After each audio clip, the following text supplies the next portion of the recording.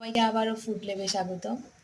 আজ আমি নিয়ে এসেছি কিভাবে খুব সহজেই বাসায় যে কোনো মাছ দিয়ে মাছের চপ তৈরি করবেন তা নিয়ে, এবং সব উপকরণ খুব হাতের নাগালেই পাওয়া যায়। আশা করি সবার রেসিপিটি অনেক ভালো লাগবে। তো চলুন দেখা যাক কী কী লাগবে। প্রথমেই প্রধান উপকরণ সেটা হচ্ছে মাছ।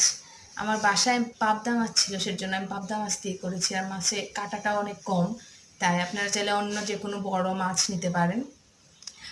মাছটাকে আমি প্রথমে হলুদ, মরিচ আর অল্প লবণ দিয়ে হালকা করে ভেজে নিয়েছি, যাতে কাঁচা গন্ধটা থেকে না যায়, আর যাতে মাছের কাঁটাটা ছাড়াতেও সুবিধা হয় এর জন্য। আপনারা চাইলে একটু বয়েলও করে নিতে পারেন, হাফ বয়েল, কিন্তু আমি ভাজিটাই বেশি প্রিফার করি, কারণ ভাজলে মাছের কাঁচা গন্ধটা চলে যায়। তারপরে লাগবে হচ্ছে আলু বাইন্ডিংয়ের জন্য, কাঁচামরিচ কুচি,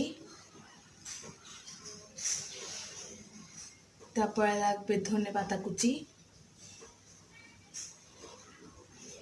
তারপরে লাগবে পেঁয়াজ কুচি, তারপরে লাগবে অল্প আদা কুচি, জিরার গুঁড়া, ভাজা জিরার গুঁড়া, লাগবে টোস্ট বিস্কিট আর একটা ডিম। আর আমি দিব হচ্ছে ম্যাগির ম্যাজিক মশলা। এটা দিলে খুব ইজি, আর কোনো মশলাই দিতে হয় না। আর আপনাদের বাসায় যদি না থাকে তাহলে যে কোনো ব্র্যান্ডের গরম মশলা বা বাসায় তৈরি করা যে কোনো গরম মশলা বা চাট মশলা, চটপটি মশলা, যে কোনো মশলা দিতে পারেন। তো চলুন দেখা যাক কীভাবে করে নিব। প্রথমে মাছটার কাঁটা বেছে নিতে হবে। তো আমি মাছের কাঁটাগুলো ছাড়িয়ে নিয়েছি, দেখুন। এখন এই মাছগুলোর সাথে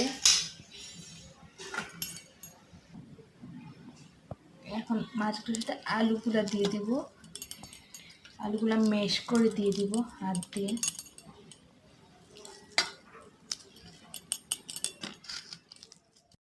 এখন মাছ আর আলুটা ভালো মতো মাখায় নিতে হবে। আলু আর মাছটা মাখানো হয়ে গিয়েছে, এখন পরের স্টেপটিতে চলে যাব। তো এখন কড়াইতে অল্প তেল দিয়ে দিব, 1 চামচের মতো।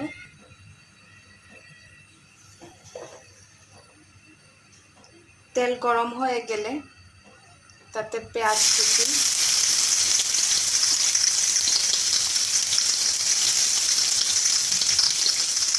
কাঁচামরিচ কুচি,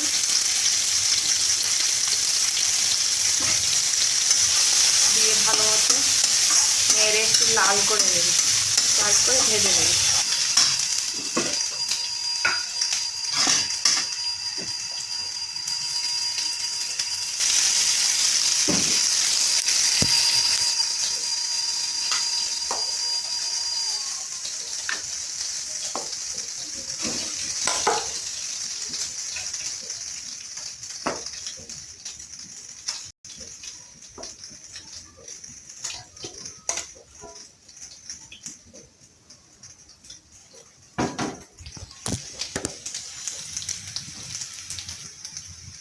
মাছ আর আলুটা দেওয়ার পরে ভালো মতো নেড়ে দিতে হবে।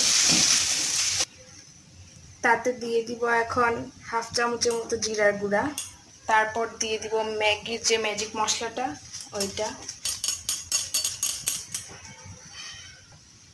তারপর দিয়ে দিব পরিমাণ মতো লবণ। আমি অল্প লবণ দিলাম, কারণ ম্যাজিক মশলাতেও লবণ থাকে, মাছ ভাজার সময় লবণ দিয়েছিলাম। দিয়ে দিব ধনেপাতা কুচি, দেওয়ার পরে ভালো মতো নেড়ে অল্পক্ষণ কষিয়ে নিতে হবে। তো আমি প্রায় 2-3 মিনিটের মতো কষিয়ে নিয়েছি, নেওয়ার পরে আমার ভাজা প্রায় রেডি। এখন নামিয়ে ফেলবো। তো এটা নামানোর পর একটু ঠান্ডা করে নিব। ঠান্ডা করে তারপর চপের মতো গোল বা যে কোনো শেপের দিয়ে আমি ডিমটা একটু মরিচ গুঁড়া আর অল্প লবণ দিয়ে ফেটিয়ে নিয়েছি। তারপর ব্রেড ক্রাম্বস অথবা টোস্ট বিস্কিটের গুঁড়োও নিতে পারেন আপনারা চাইলে। আর যদি বাসায় তাও না থাকে তাহলে শুধু ময়দা ঘন করে গুলে চপটা ডুবিয়ে দিলেই হবে, ডিম লাগবে না, জাস্ট ময়দাটা গুলে ময়দাতে ডুবিয়ে ডুবিয়ে চপের মতো ভাজলেই হবে। ব্রেড ক্রাম্বস দিলে একটু ক্রিস্পি হয়, ওর জন্য দিলাম। তো চপগুলা আগে গড়ে নিতে হবে, তারপর ডুবো তেলে ভেজে নিতে হবে। তো চপগুলো আমি এইভাবে গুল গুল করে তারপরে একটু চ্যাপটা করে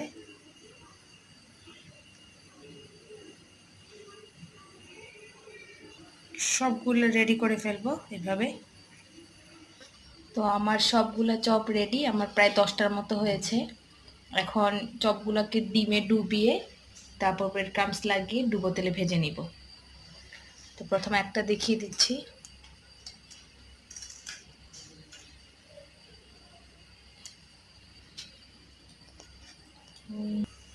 আমার এক হাত দিয়ে করতে হবে, 2 হাত দিয়ে করলে ভালো, কারণ এক হাতে আমার মোবাইলের জন্য। তো আমি আস্তে করে সাবধানে উল্টায় দেব।